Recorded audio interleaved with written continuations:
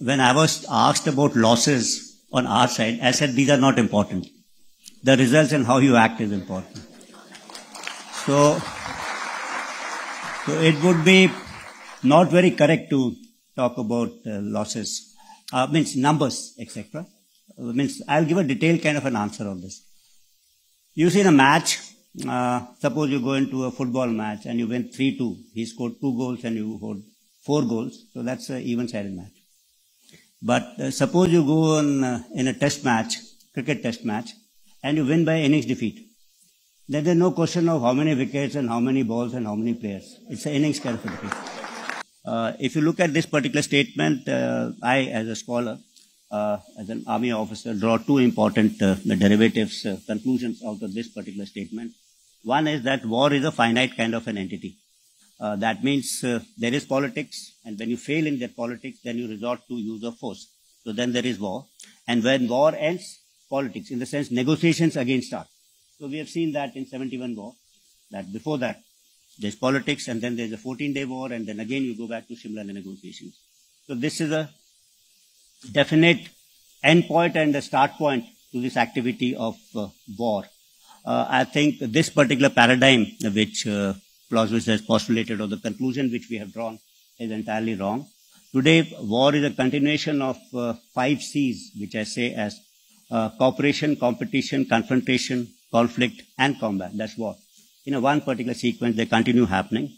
And the state tries to include any kind of instrument which is available to it for achievement of its political objectives, that is diplomatic, informational, military, and economic. You've recently seen this war on trade and tariff, actually. That's basically for attainment of political objectives.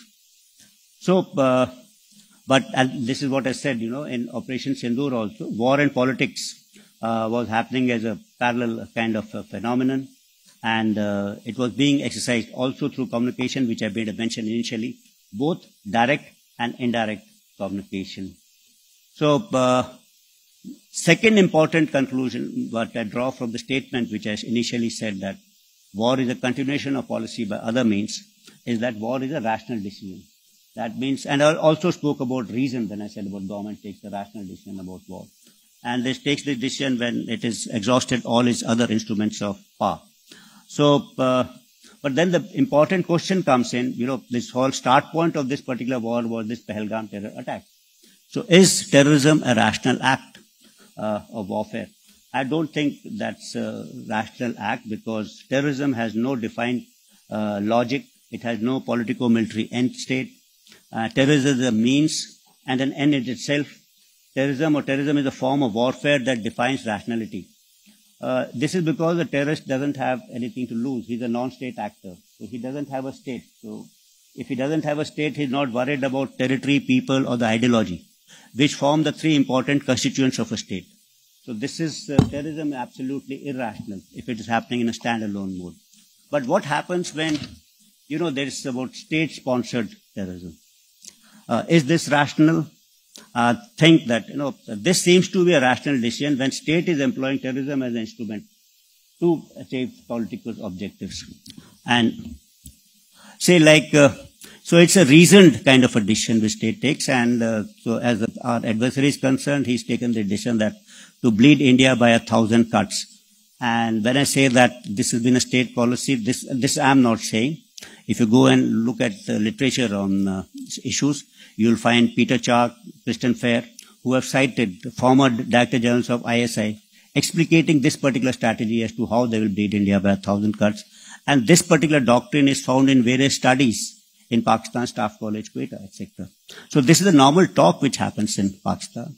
And of course, officially we know in the 1965, Zulfikar Ali Bhutto declared a 1,000-year war against India when he addressed the United Nations Security Council. And probably Ziaul Haq gave form to this particular doctrine of 1,000 years war. And someone added that you should add this 1,000 cut into it. And similar kind of venom was spewed by General Asim Munir against India and Hindus. Speech just few days or weeks before what happened in Pahalgam.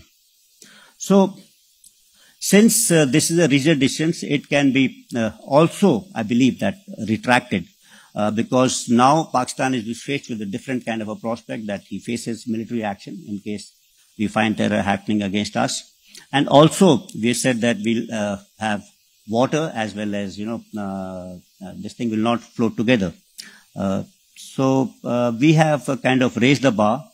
We have connected terror to water, and we have drawn out the new lines for military operations against terror. Sometimes I feel this particular policy also got accentuated after Pakistan acquired nuclear weapons, and they tried to exploit this stability-instability paradox. That's nuclear weapons will provide stability, strategic stability between the two nations, and below that, this terrorism can contain. But of course, what India has done now is there are now two red lines. Between these two red lines, it's opened up the space for conventional operations. So that's a major change which has happened after Sindoor.